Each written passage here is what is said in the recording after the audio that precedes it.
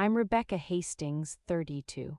The county courtroom smells like dust and old coffee, wooden benches glint under a high skylight, and a vent hums like a distant engine.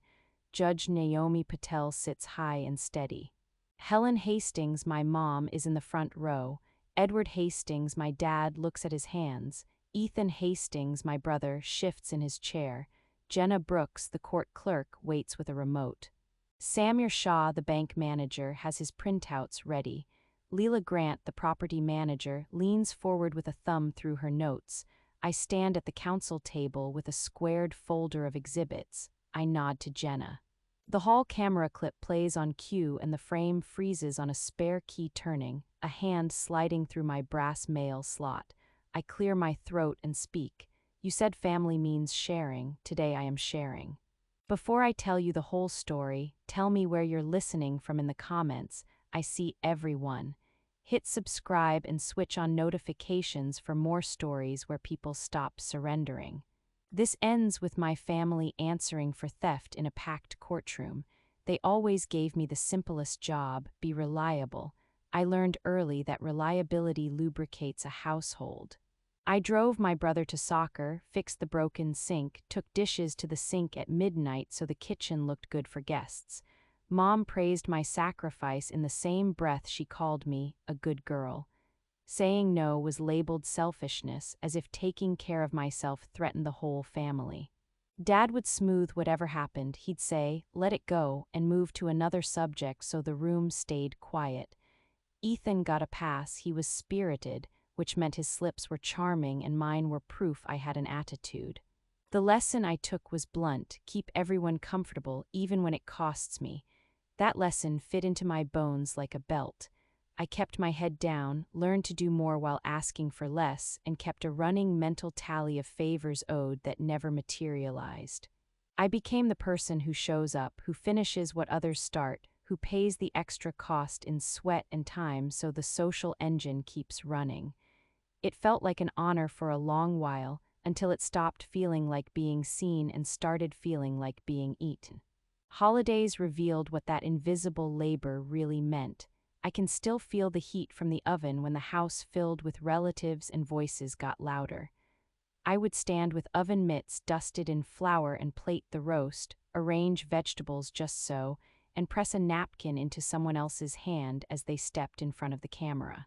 Mom accepted the compliments like a badge. She would say, "Look at our family," and everyone would smile at her while I rinsed pans out of frame.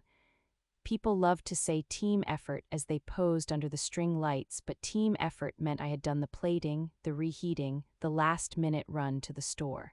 I timed desserts so they wouldn't collapse in transit, wrapped the good plates in towels, and set aside the broken things nobody noticed until weeks later.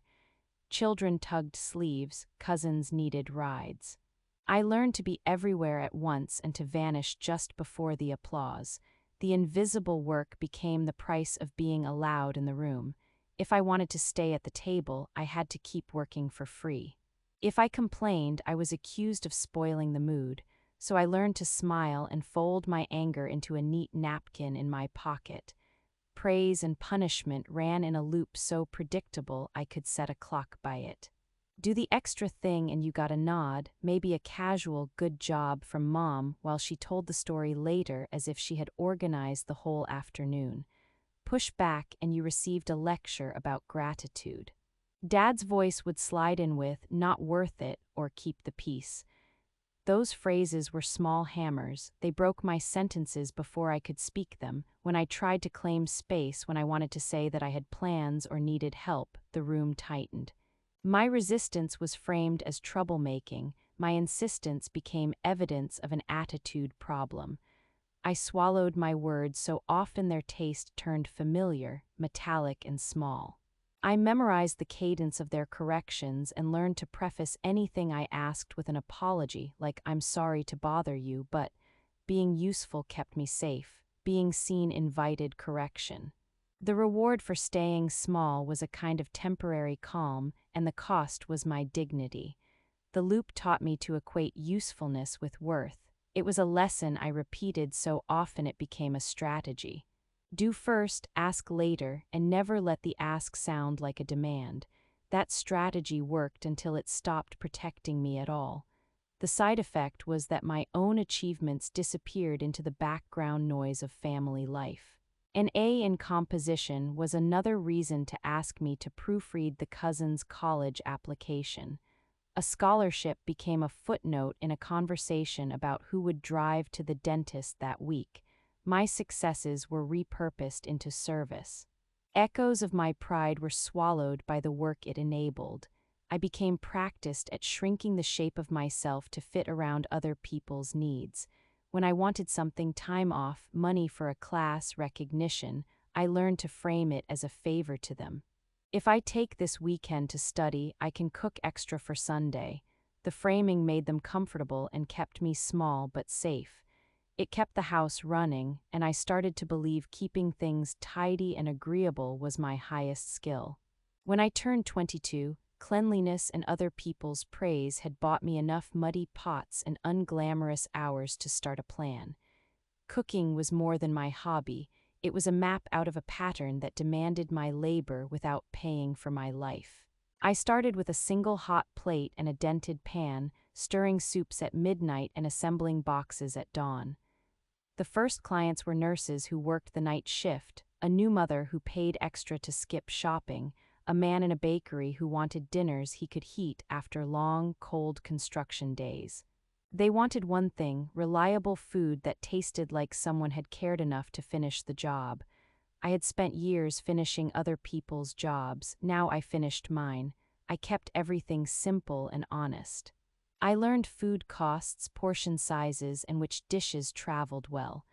I tracked demand by week and hour, noting who ordered on payday and who ordered when the weather turned. Money started to mean something different, a ledger that answered without sentiment.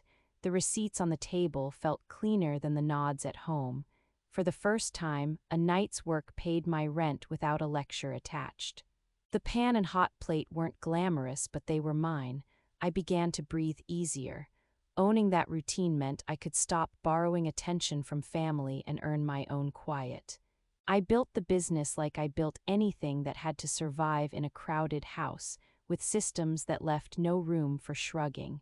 5 burners took up most of my counter. A second-hand label printer sat on a milk crate and rattled the way an engine does when it knows its route. Coolers lined up by the door like obedient soldiers ready for the morning pickups. I made color-coded prep lists and taped them inside the cupboard. Each dish had a time window: when to start, when to cool, when to package.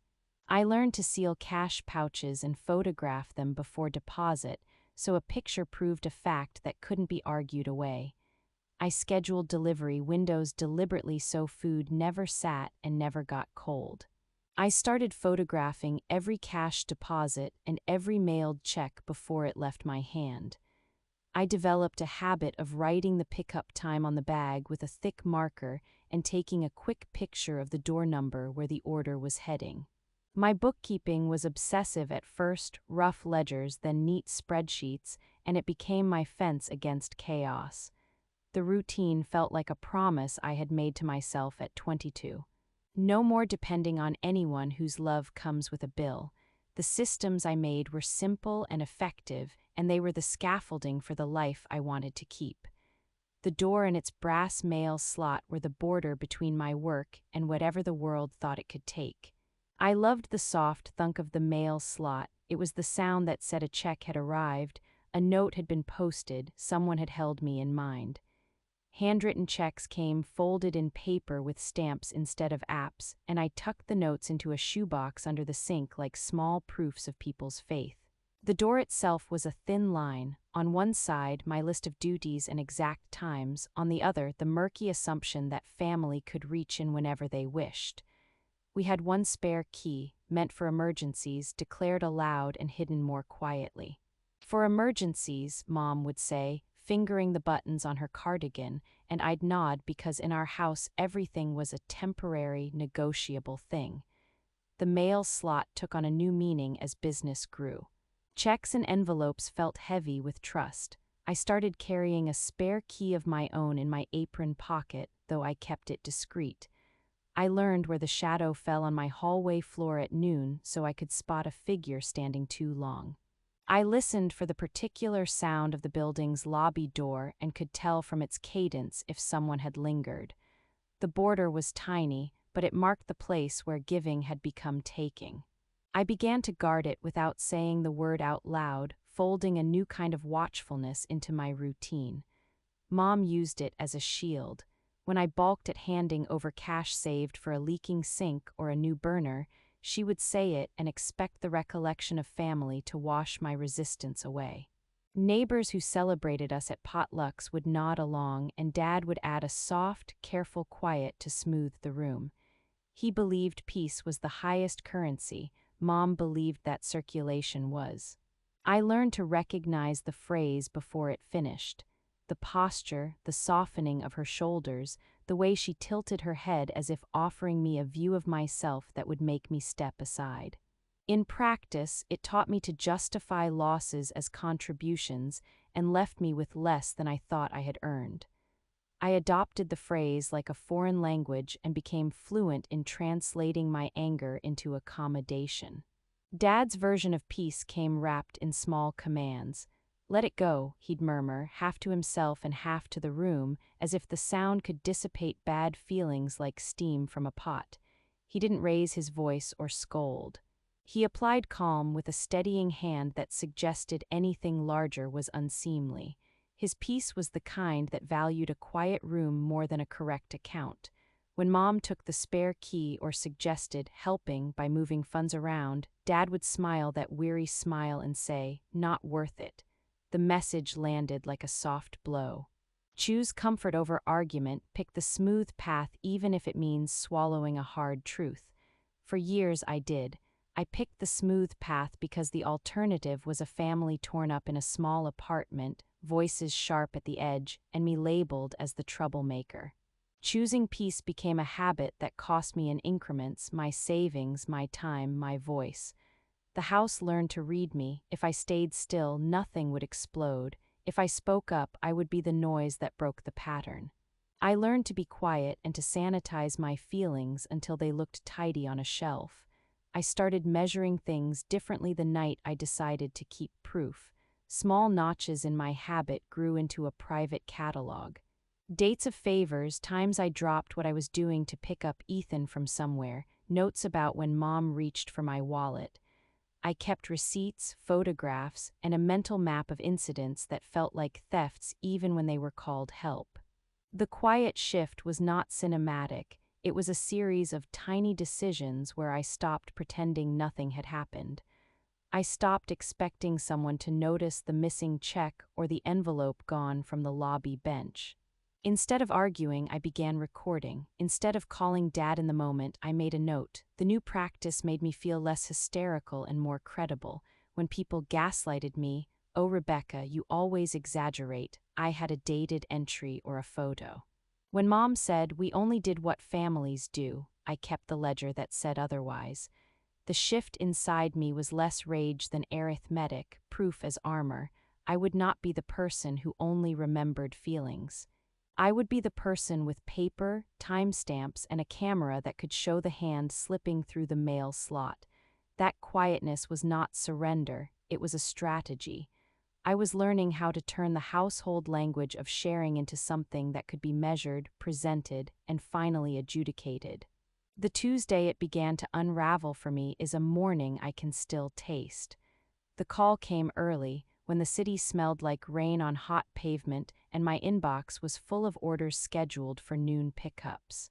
Carla from the supplier sounded apologetic, which made the word failed feel worse. "We're pausing orders," she said. "Your last payment didn't go through." The calendar on my wall felt suddenly thin, like someone had erased the week.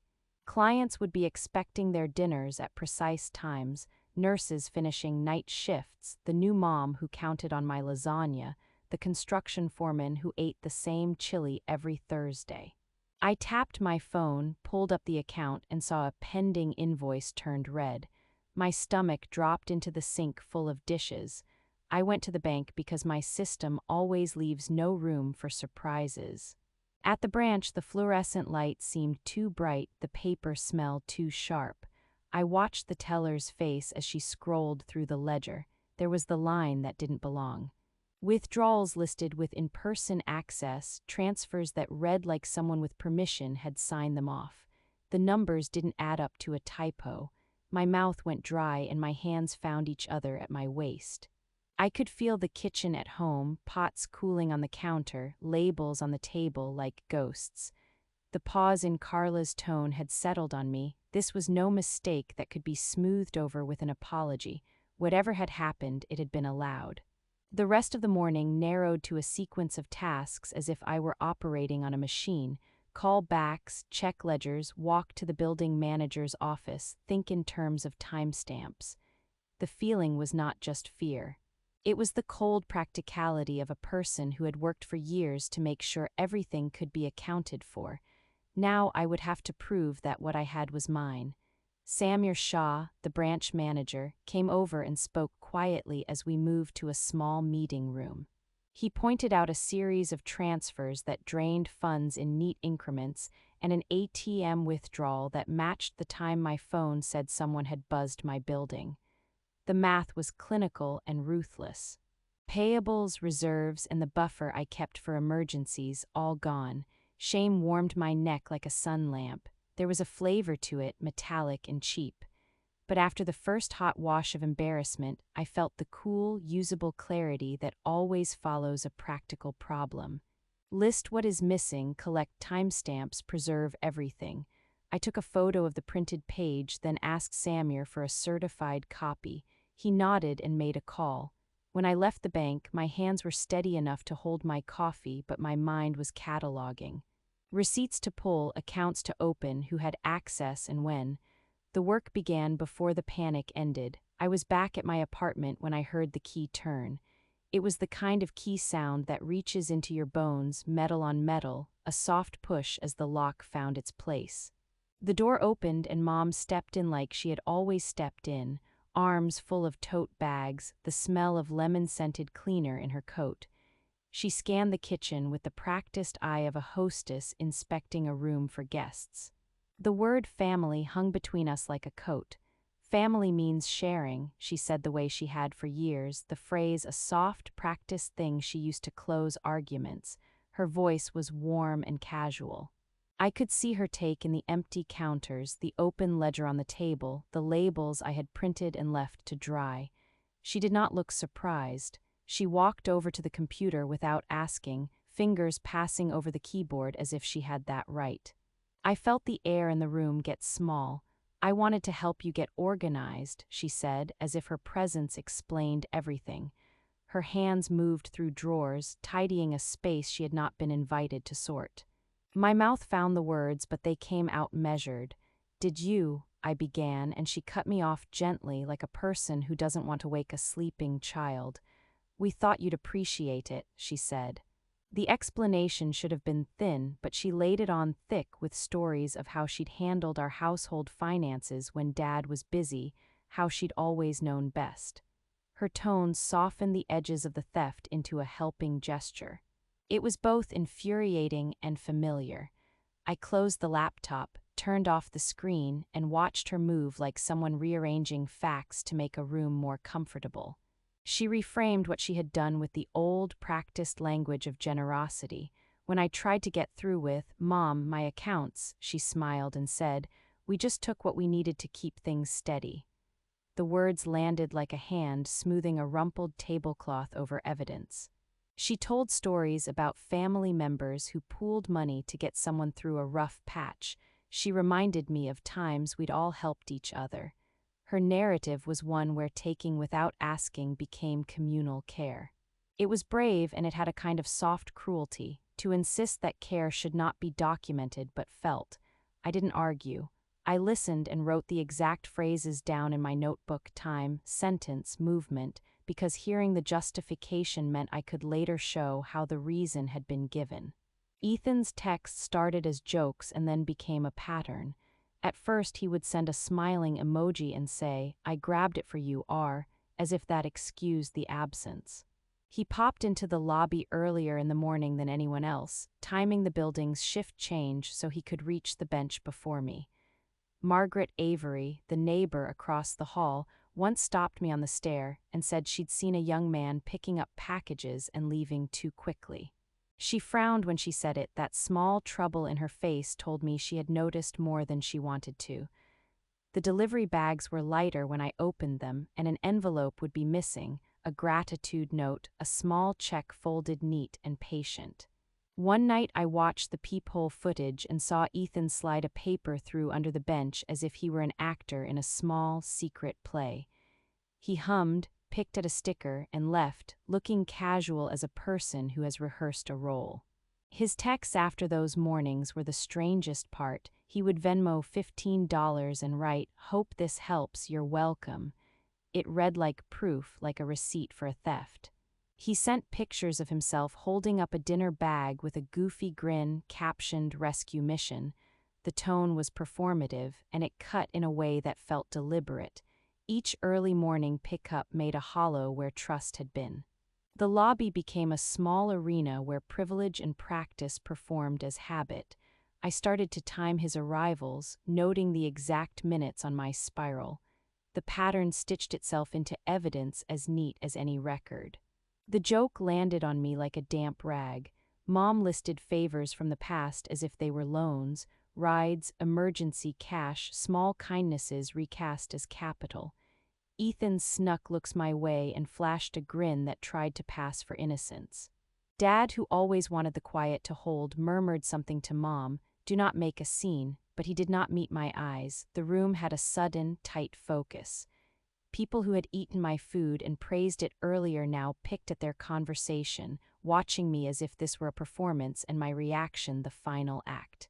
I kept my face still and moved along the table, offering a plate to someone who smiled at me without the curious glance I deserved.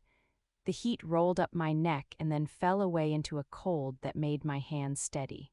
I noted the time, the words, the faces. It all went into the ledger in my head like coins dropped into a jar.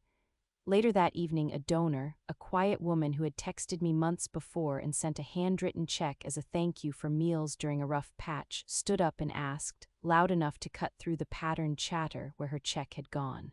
She used my name. The question made the air go thin. A customer at the next table turned to me and said, "I was supposed to get my order yesterday. Did it go out?" Their voice was not accusatory so much as surprised, like a person who had been denied a small kindness. Heads turned. People who had laughed at Mom's joke 3 minutes earlier now looked uncomfortable.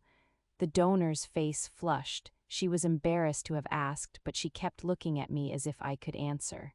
I felt exposed in a way that was sharper than the missing money.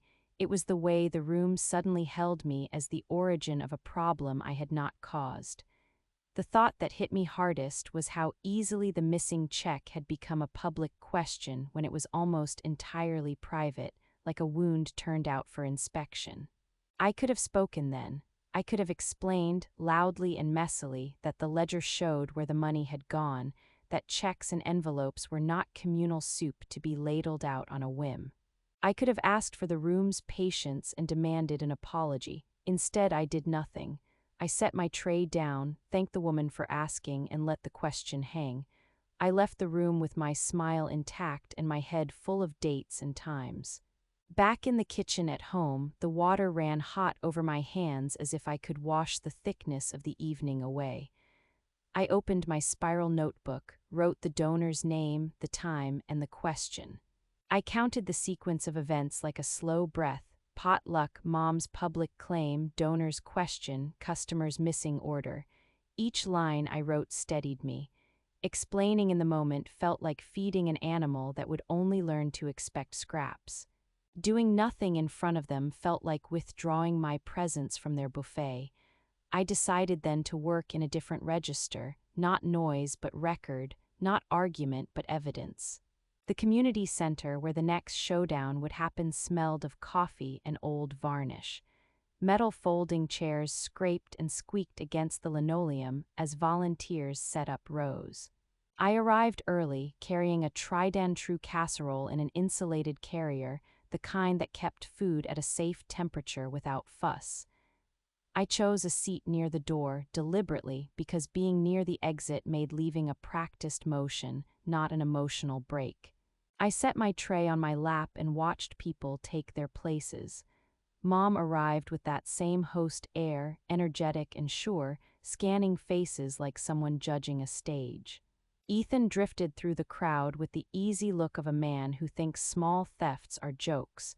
Dad took a seat a few rows back and folded his hands the same way he always did when he didn't want to take sides. I timed my breathing. The ceiling fans kept the air moving in slow circles, and a volunteer kept a stack of paper plates near the door.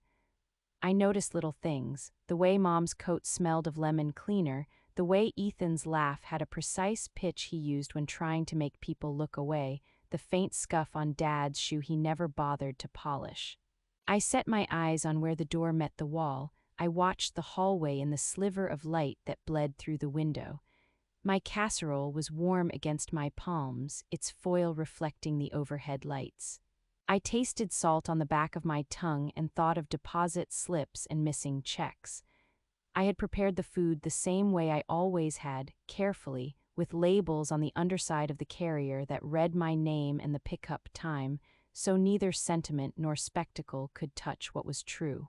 Sitting there, plate in my lap, I felt the old impulse to smooth everything over to make the event easy for everyone else. But there was also a new, firmer thing inside me, a plan formed of small, steady steps. I would not be the noisy person at the center of a scandal. I would be the one who could open a folder and show, in plain order, what had been taken, by whom, and when. I kept my eyes on the door and waited, letting the room fill around me while I held my calm like an appliance set to a precise temperature. She paced a little as she spoke, hands busy with gestures that painted a history where she was always the hand that steadied the house. She didn't look at me directly, she looked at the room and narrated me into a lesson. I felt the tray in my lap go suddenly heavier, the foil cold against my palms. Her words weren't just an attack. They were a laundering of fact into feeling. She turned practical, the thief who writes a receipt for herself. When she finished, some people clapped reflexively because applause is easier than a question. I kept my face still, an immovable plane, while my thoughts sped like a line of ants. The ledger in my head gathered these entries as neatly as her stories. I did not rise to defend myself. I made a note instead. Exact phrasing, time, list of witnesses. The microphone captured everything. So did my notebook. Ethan treated the room like an audience and himself like a comedian. He slid jokes between sentences and stole pauses like they were props. "Rescue mission," he said, lifting an imaginary cape and laughing at his own punchline while other people gave a polite chuckle that sounded more like air escaping. He shrugged like he was exempt from consequence because mischief suits him. A few people laughed at the joke because adults laugh when a young man tries to be charming. He made a show of holding up an empty bag and pretending to mourn its contents, then put it down with a flourish as if he'd performed a trick. His humor had a practiced edge. It was the kind of joking that deflects responsibility by turning it into entertainment. After one of his lines, he reached into his pocket and theatrically pulled out his phone, scrolling to show a message to someone whose face he hoped would find him endearing. He Venmo'd himself a bit of validation, a small transfer, a captioned selfie, a grin aimed at the camera. The gesture was both apology and claim. He framed taking my things as a favor to me, like he had done me a service and expected gratitude. That performance was part of his gaslighting. If he could make theft look like assistance, he could make the room forgive it. I noticed, as I always do, the small details. The not quite worn shoes, the laugh that drops into seriousness when he thinks no one is watching, the way he avoids looking at my ledgered notes in my hand. Humor had become a weapon that cut soft. I didn't laugh. I counted the times he'd stood in the lobby too early and reminded myself that jokes don't change ledgers. Dad's whisper landed like a closing door. He didn't shout, he didn't need to. He folded his hands and said, "Do not make a scene." in that precise voice that had ended arguments for years, a soft instruction that felt like a command because it had the weight of his desire for peace. He glanced at me once, then away. The glance was careful, not cruel, not warm, just precise, the way a man chooses a route that avoids potholes. His words told me what mattered most to him, the appearance of calm. It was a small, old order that contained within it 1,000 minor betrayals. When he'd said, "not worth it," before, it had meant my discomfort was a price for family comfort. Now he said it out loud in public, signaling to others that I should be the one to keep the household's edges smooth. His tone implied that my standing up would scatter the room's veneer. I felt the old reflex kick in, the inhalation that precedes an apology. For a second, the room held its breath with me, waiting to see if I'd shrink, but something else had been building in me. A ledger of times, a camera angle in the corner of my mind, a small plan of evidence. Dad's command was familiar, and that familiarity had taught me why it was dangerous. If I obeyed, I would be silenced again and the theft would be normal. If I refused, I would be the noise that men like Dad feared. I sat still. The choice not to be small now felt like a muscle I was testing. Then the donor stood and the room shifted in a way that made the air taste like copper. Her voice was steady but edged with hurt. "My check," she said, and then with polite directness that cut the room open, "I mailed it to you last month." Where did it go? Her name was one I'd written in my notebook before. She was a person who'd taken the time to send a handwritten thank you. The question made the conversation stop. I could feel people's eyes like small weights set on my chest. The donor's face showed embarrassment and resolve at once. She was asking in public because her check had been a personal act of faith, and now she had to ask for accountability. A customer at the side table raised a hand and said, "My order never arrived yesterday. I called and they said it was prepared." The two questions combined to reframe the evening from a family quarrel to a business failure in a room full of witnesses. The softness of Mom's narrative could not hold against the directness of a missing check and a missing order.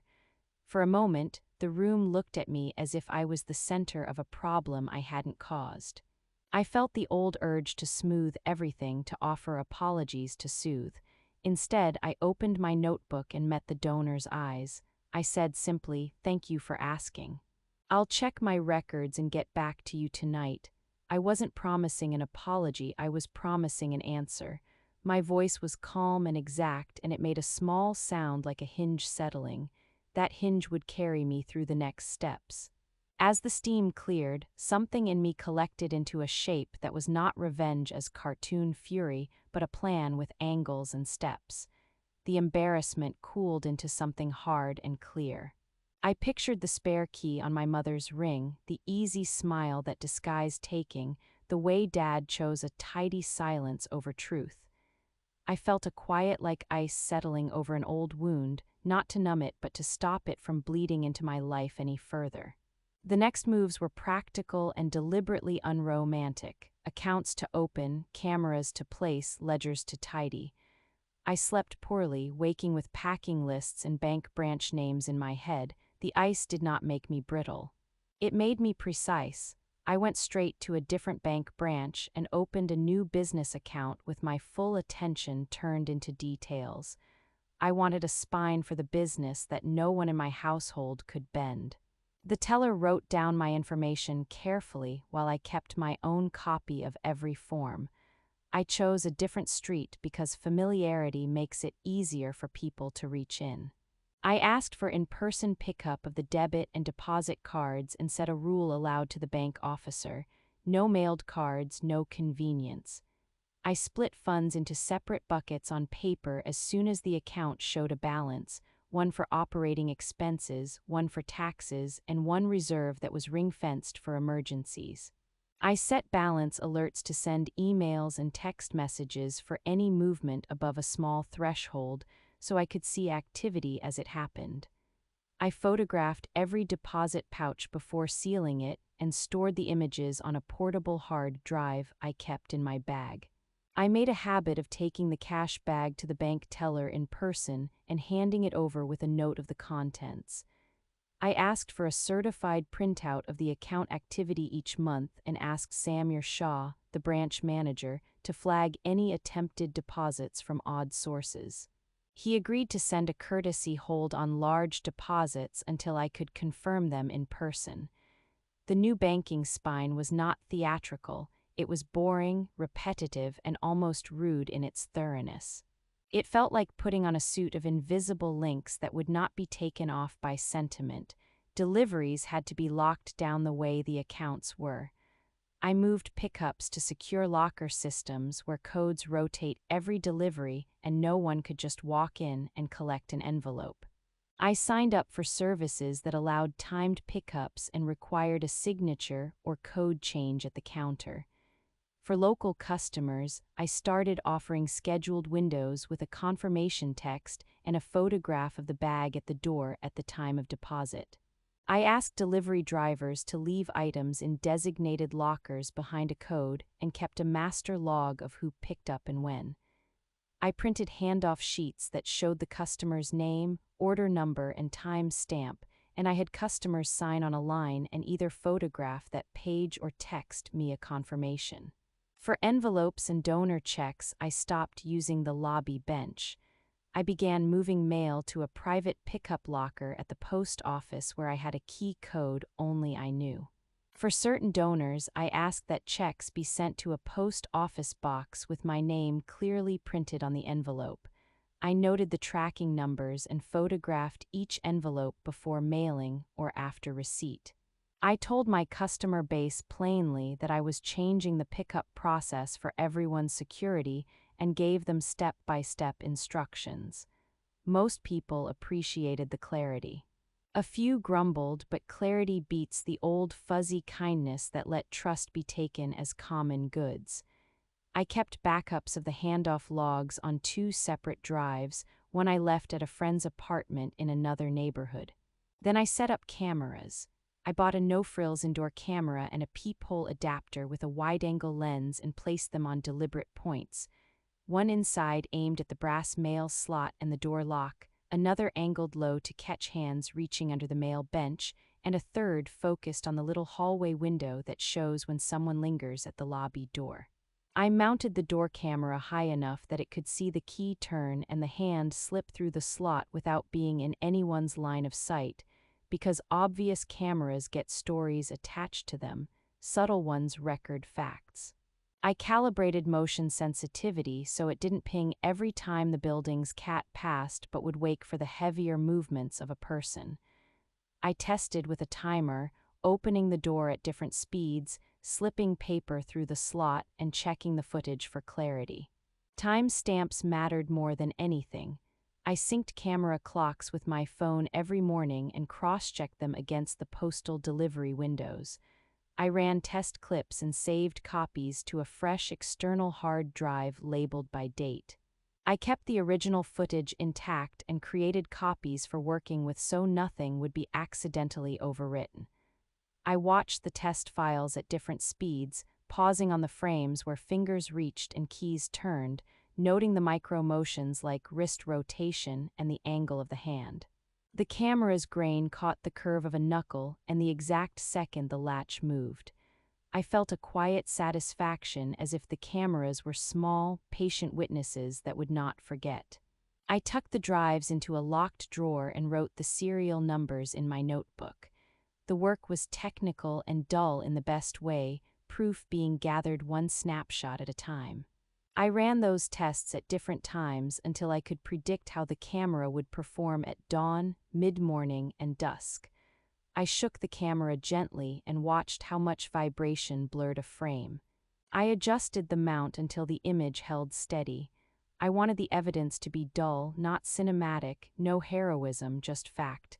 The lighting had to be steady so that a judge could watch the clip and not squint at pixels. That meant controlling the hallway light with the smallest interventions. A lamp moved a few inches, a night light softened, a curtain pulled. I made notes about each change so I could replicate it if needed. The peephole angle and lighting became part of my routine, a small technical prayer I said when I left the house. Check the light, check the angle, check the timestamp. The spiral notebook I kept at the ready became my chronological spine. I wrote down everything in ink: date, exact time, source of the alert, and what the camera showed. Each entry started with a timestamp taken from my phone's lock screen, then I wrote the camera alert time, then any delivery app ping or postal notice that matched. I learned to sync my phone clock to the camera clock every morning because 5 seconds off can look like an honest mistake in court. I kept a bright sticky tab on the page where I logged the decoy envelope test so I could find it fast. My handwriting got tighter as the nights went on, each line a little colder and harder, and I initialed each line to show it hadn't been altered later. The physicality of it mattered. Paper records feel less ephemeral than a cloud or a draft email. I kept a secondary index in the back of the spiral with cross-references: envelope serial number, tracker ID, camera file name. The log read like a map, with each cramped line leading me to the next waypoint.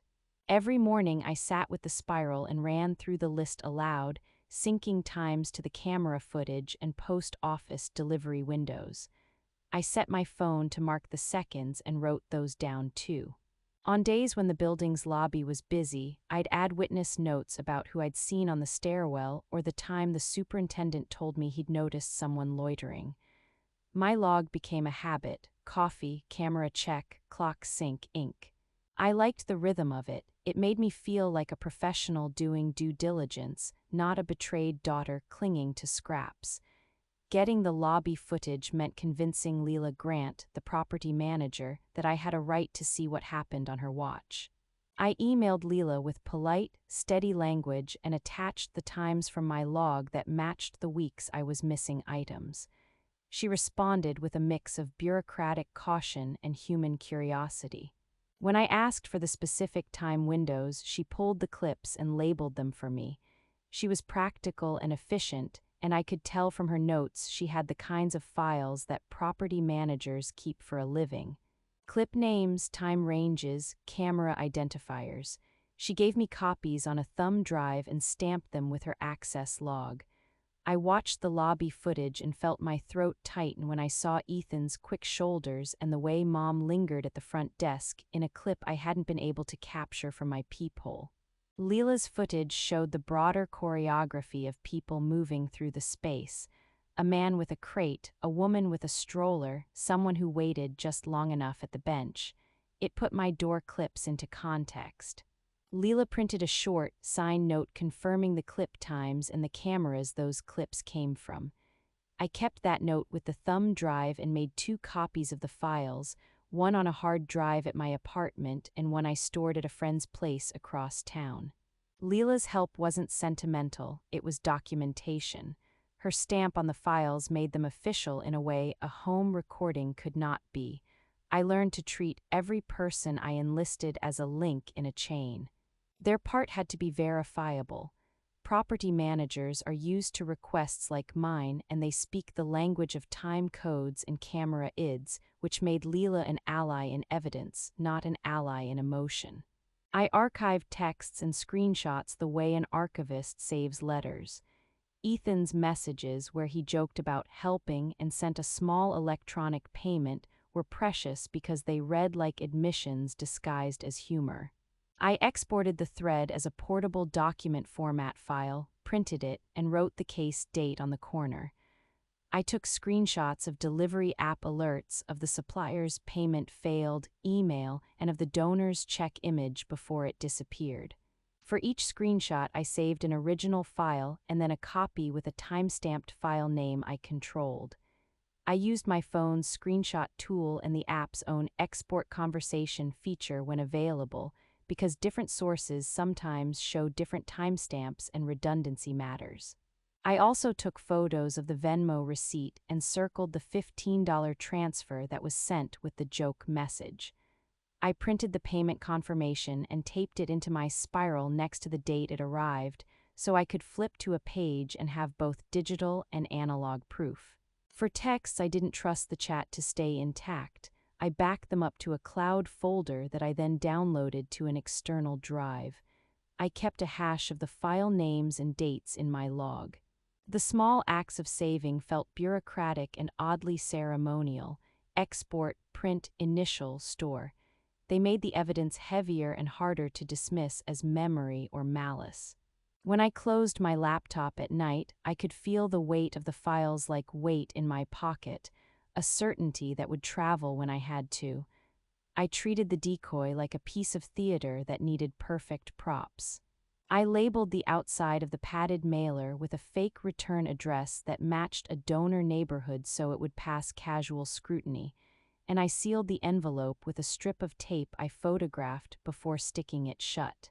I wrote in my notebook, envelope brand, padded mailer serial, tracker ID, test route screenshot, date and time of mailing. I didn't tell anyone who might guess my plan. I checked the peephole camera angle again and adjusted the night light so the slot would be visible without glare. I put my phone on silent and synced the tracker app to my watch so I could watch the blue dot move without being noisy. Everything had to be tight, no offstage improvisation, no reliance on memory. On the day I staged the pickup, I left my apartment at a time that would place me in the hallway but not in sight of the building lobby camera. I walked to the stairwell and stood in the dim between floors, keeping the phone in my hand so I could see the tracker ping. My pulse kept a steady beat. The tracker registered the mail drop into the lobby window, then the blue dot moved in small steps across the street and then took a turn toward another block. My peephole camera recorded the exact second the spare key turned and a hand slid under the mail slot. The motion alert pinged my phone. I walked to the lobby door and asked to see the property manager for a moment, then found a place where I could watch without being noticed. Leela's lobby camera footage and my peephole clip matched like two halves of a stitched photograph. On my phone, the tracker showed the route moving from my building to a nearby address and then stopping. I felt a peculiar, small elation that was almost clinical. The proof was doing its job. I followed the trail the tracker left. It stopped at a brownstone 2 streets away, and the app showed it sitting still for several hours. The address it pinged matched a place I recognized from the family. It was linked in my head to Mom. I didn't race over or create a scene. I documented. I took a screenshot of the tracker map and printed it with the timestamp. I logged the moment in my spiral, time the key turned, time the envelope left the slot, tracker route and resting address. I saved the peephole clip to a fresh folder and made 2 copies, one on my hard drive and one I left with a friend. The cool relief of the capture was an odd mix of exhaustion and a tight satisfaction. This was what I had learned to want, facts that did not depend on anyone's goodwill, facts that fit into a folder. I layered on a second trap so that confusion would not be a plausible defense. I asked a longtime customer, someone I trusted who had paid by check before, to mail me a check that I had pre-written and marked. I printed a note on the front of the envelope, for deposit only to Rebecca Hastings' meal prep account, the precise language my bank could not ignore. I photographed the envelope flat on my kitchen table, showing the customer's handwriting and the post office stamp as proof of mailing, and logged the date and time. The idea was simple, a check that could not be legally deposited into any account other than mine. If someone tried to deposit it elsewhere, the bank's process would flag it. I asked the customer to include a short note inside that matched the markings on the front, and I took a photo of the check before it went into the mail slot. I taped that photo into my spiral next to the decoy envelope entry like a footnote. Samir Shah, the bank manager, became a quiet ally in the bookkeeping of the plan. I went to him with a calm voice and spreadsheets and asked for a reasonable favor: watch for an attempt to deposit a check that was marked only for my account and notify me before clearing anything. I didn't ask for anything dramatic, just procedure followed strictly. He agreed to flag entries and to print any attempted deposit slips that came from odd sources. He explained in plain language how a check endorsement works and what would happen if someone attempted to deposit my marked check into the wrong account. He showed me the form his team would fill out if a teller encountered an irregular endorsement, and he agreed to supply a certified copy of any such form. He also printed a certified statement of the withdrawals that had already cleared against my account so I could show the timeline, then stamped it and signed it for me. When the marked check arrived back to the branch, attempts showed up in his ledger exactly as we'd imagined. An attempted deposit that could not be authorized because the endorsement did not match the intended account. Samir pulled the slip and wrote a note that read simply, "Attempted deposit, endorsement mismatch, refer to account owner." He made copies, notarized them, and gave me a certified packet with timestamps that matched my spiral. He also agreed to testify to the sequence if necessary. The cooperation felt quietly bureaucratic and totally satisfying. It turned the bank from an obstacle into a witness. I left the branch with a folder heavier than the morning paper and lighter in my chest. The plan had moved from hypothetical to documentary. The process was mundane and precise. Officer Ruiz gave me a case number and told me what would happen next. He would log the evidence, take statements if needed from witnesses, and include the camera files in the file for the district attorney to review. He explained how the evidence chain had to be kept intact, who had handled the thumb drive when it had been copied where the originals were stored. I showed him my notebook with its initials and timestamps. He made notes about the spiral, about Leela's signed note, and about Samir's certified packet. At one point he looked up and said, "You're thorough," and it sounded like a small, official compliment that meant I had done the right thing. Filing the police report made the path out of private grievance and into public record. It gave me a number I could quote in emails and court documents, a thin string attaching my ledger to a state system that takes theft seriously. Officer Ruiz printed a receipt for me to keep and told me to call if anything new turned up.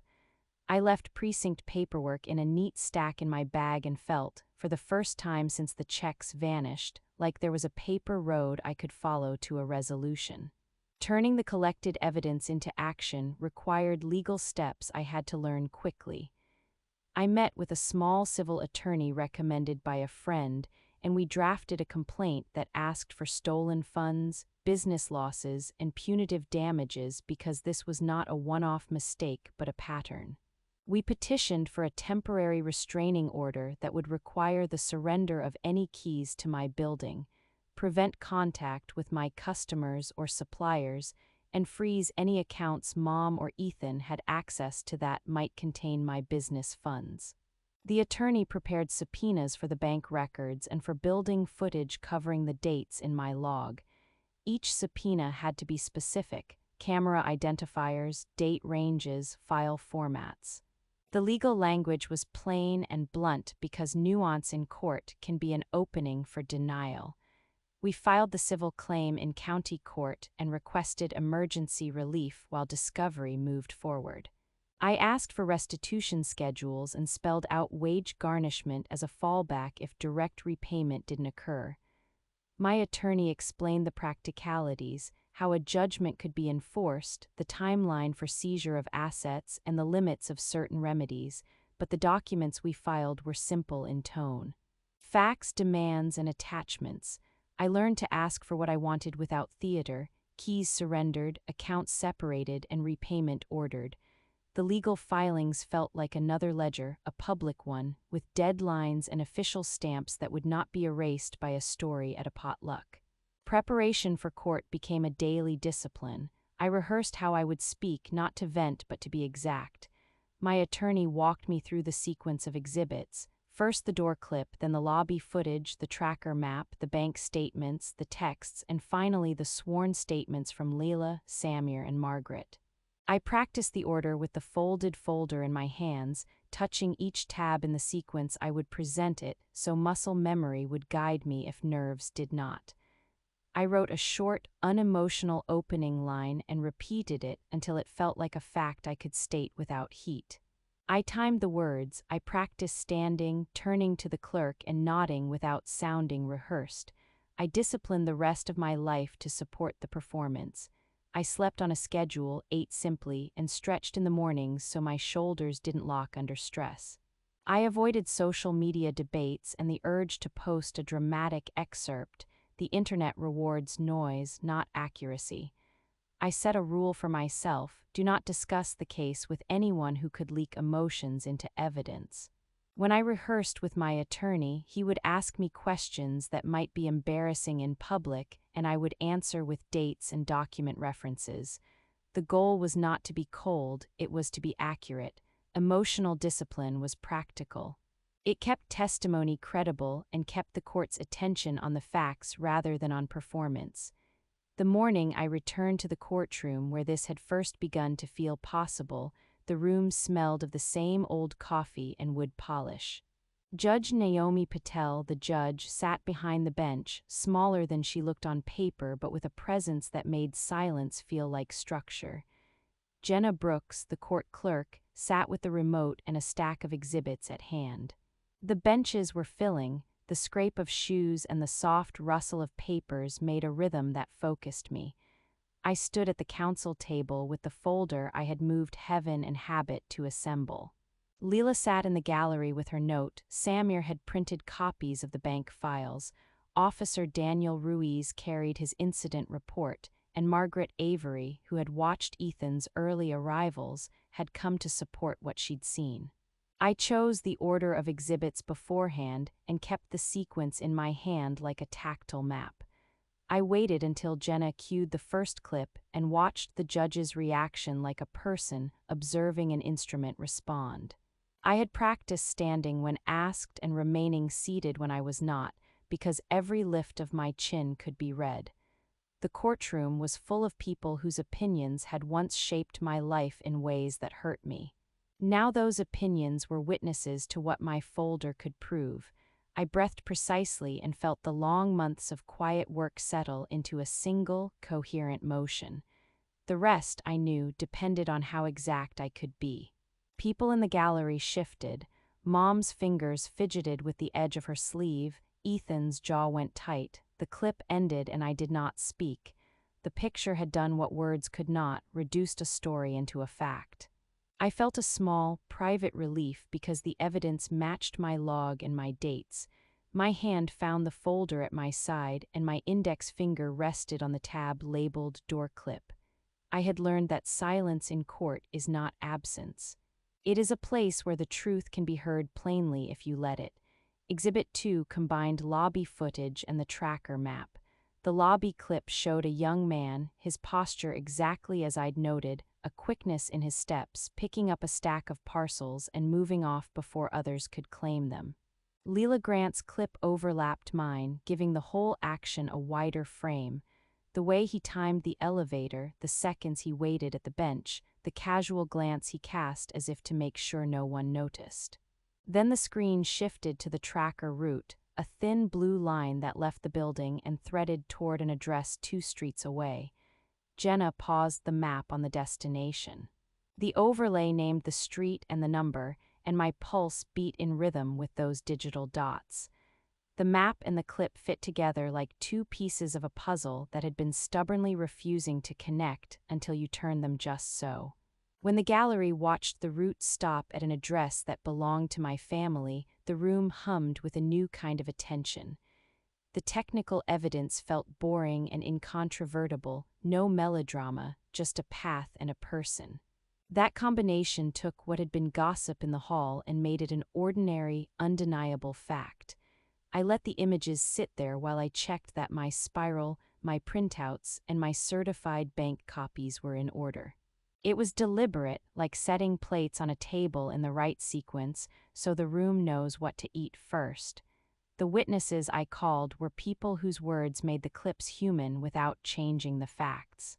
Margaret Avery, my neighbor, described the morning she saw Ethan in the lobby before sunrise, how he'd come and gone in such a way that things didn't look like they belonged when he left. Her voice was soft but steady. She signed the printout of the clip without hesitation. Leela Grant confirmed the camera identifiers and the times. She handed the court the thumb drive she had stamped and notarized, and she gave a short, factual account of accessing footage and labeling clips. Samir Shah, the bank manager, walked the court through the flow of the withdrawals and the certified statement he'd prepared, showing the sequence of transfers and the mark check attempt. He explained plainly what teller forms looked like when endorsements mismatched. Officer Daniel Ruiz read the police report, noting the case number and confirming the chain of custody for the evidence I'd turned over at the precinct. Their testimonies were not dramatic. They were practical and precise in the way facts are when you have the patience to put them into sentences that don't need to shout. Each one solidified a different thread. Neighbor observation, property footage, bank records, police logging. Together they made a net that could catch what had been slipping through kitchen conversations for years. Then I did what I'd learned to do. I asked for consequences, not just exposure. I laid out, calmly and without flourish, what I wanted the court to order. I requested restitution for the funds taken from my business account and for the income I lost when orders were paused. I requested that any keys to my apartment held by family members be surrendered and turned over to building management. I asked for a temporary order preventing Mom and Ethan from contacting my suppliers or customers while discovery continued. I outlined a schedule for repayment and said aloud the fallback, wage garnishment if restitution was not paid within a reasonable time. I could feel a dozen eyes on my hands as I spoke, some incredulous and some relieved. The ask was precise because ambiguity is a refuge for denials. I watched the judge's face as I finished, and I felt the weight of paper and months of small work rest on the table like an instrument calibrated to measure truth. This was not a plea for sympathy, it was a demand for accountability. I said what I'd practiced, short, exact, and without flourish. "Thank you, Your Honor," I said, and then I looked at the people in the front row. I didn't accuse them with heat, I laid out what had already been proven. I've kept records, I have copies for anyone who wants to see them. This is about restoring what's mine and making sure it doesn't happen again. The judge nodded, stamped the file, and told us the court would reconvene if any party failed to follow the order. Jenna Brooks collected the exhibits, and the room uncurled like it had been holding a breath. I left the bench with my folder heavier and lighter at once, heavier because the document made their actions official, lighter because the motion of evidence had become something a court could order and enforce. The immediate ripple was a sound like people clearing their throats. Friends of the family who used to drop by now called with stilted small talk or didn't call at all. Someone forwarded the clip from the court to a group chat and a cascade of messages followed, whispers, thin defenses, half apologies that fell short. The phrase "family means sharing" lost its sacral tone and started to sound small, even cruel when people repeated it. Where there had been casual favors for Ethan, lifts, last-minute gigs, the kind of trust that feeds a sense of belonging, those favors stopped. People seemed to measure him now, to add a pause before they agreed to anything. Mom found that the neighborhood coffee shop she used to visit for gossip started to put distance between small talk and trust. When she used the phrase now, there were fewer nods and more blank looks. People who had been comfortable asking Ethan to pick up their packages suddenly required receipts. Small, informal favors dried up because trust had been repriced as evidence. Aunt Lorraine, who had sat on the other side of a holiday table and offered barbed opinions for years, changed her tone. She started speaking softly and directly to me, not at me. The first time she said I was wrong about some things, it landed like a small, honest stone. Invitations to family events came with clear boundaries: no fundraising at this gathering, one note read, or please do not bring food for shared handling. That kind of bluntness felt strange and new, but it meant people were beginning to separate kindness from entitlement. In town, people I used to see at the farmers' market started to bring up the case in neutral tones, sometimes out of curiosity, sometimes out of apology. The recalibration hurt Mom and Ethan in ways that were not theatrical but practical. Where they'd relied on a web of soft favors, they now had to stand in line and show their own proof. The business side of things rebuilt itself on facts and signals more than gossip. Carla Nguyen, the supplier, called after the court date and said she had reviewed the certified bank statements Samir had provided and would reinstate our orders on a conditional basis. Payments must clear from the new account and vendors would be given a 2-week window to confirm the change. That was exactly the kind of slow, factual restart I needed. Olivia Park at the delivery platform reviewed my documentation and lifted the account suspension after I supplied proof of the new secure pickup process and the signed court order. She told me plainly that platform safety teams care more about paperwork than family stories. Uploading the court packet and copies of the property manager's notes moved an administrative mountain. Customers trickled back first, then returned in small groups. A nurse who'd stopped ordering because her paycheck was late sent a message, "I'm back, your food kept me sane." A string of 5-star notes arrived on the platform, not because they wanted to make a point, but because they wanted dinner that tasted like someone had thought through every step. A few customers posted comments about the new pickup locker system and how it made them feel safer. One wrote, "Rebecca was thorough and professional, orders arrive on time and intact." Those words were simple and practical, and they mattered more than any public outrage.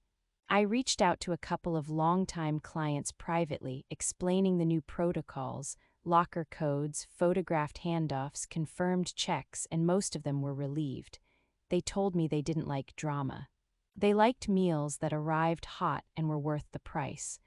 I reinstated a few regular routes first, the ones that paid steady and didn't require ad hoc arrangements that could expose me to old vulnerabilities. My reserves, the one I had ring-fenced and kept under stricter alerts, helped cover the supplier invoices while things normalized. The ledger that had once been a secret notebook was now a public thing I could point to. Deposits, photos of sealed cash pouches, signed handoff sheets. Showing people the process earned them trust in a way the old excuses never would. My margins tightened while I rebuilt, but they did not disappear. I changed menu cycles to reduce waste and kept the 5 burners busy in staggered shifts so I could keep fulfilling orders without stretching myself thin. I added a small contract clause for large orders that required a retainer or a check marked explicitly for my account, a clause I used with steady, polite mention. The new systems were not glamorous, but they were practical and they worked. When delivery platforms and suppliers began to treat my business as a stable account again, the quiet work that had built my life started paying off in a visible, banked way. I slept better, and the silence at night was no longer the absence of confrontation, but the presence of hard, small borders that kept what I had earned in my hands. I layered technology with plain process. Alerts ping when money moves, and multiple authorizations are needed to transfer funds out of the new accounts. Photos of cash pouches go to at least 2 cloud folders and a hard drive kept off-site. I keep duplicate hard copies of anything critical in a small safe at a friend's house. Those records are indexed in my spiral so I can find them by date and subject. I learned to make the mundane hard to argue with. A chain of custody for envelopes, documented handoffs, signed receipts for every delivery. The infrastructure isn't dramatic. It is a set of habits and devices that make theft inconvenient and, more importantly, visible. When someone asks to borrow money or a favor now, they're handed a form and a timeline. People who can't abide that kind of clarity step back. People who still want to be part of my life learn the rules. The result is a different kind of silence. I don't live in a place of brittle anger or performative forgiveness. I don't chase apologies, and I don't perform a public reconciliation to soothe other people's discomfort. My silence is steady and chosen. It's a boundary, not a bruise. When Mom says family means sharing in a grocery store now, there's a new pause where neighbors consider what that phrase actually demands. Dad has come by to ask about a recipe, and I answer without the old tremor of expectation. The conversation stays about food and not accounts. I don't gloat, I don't broadcast my wins. I keep my receipts, my camera files, and my ledgers because they are tools, not trophies. I share when I want to, and I only let people into the room I've built for them when they understand the rules. There's a calm to this that feels like a locked door with a light on inside. You're welcome to knock, but only if you respect the doorknob. If this story struck a chord, tell me where you're listening from and share your own family revenge stories in the comments. Subscribe, switch on notifications for more cases where people stop surrendering, and watch the next story on the channel. There are more reckonings to come.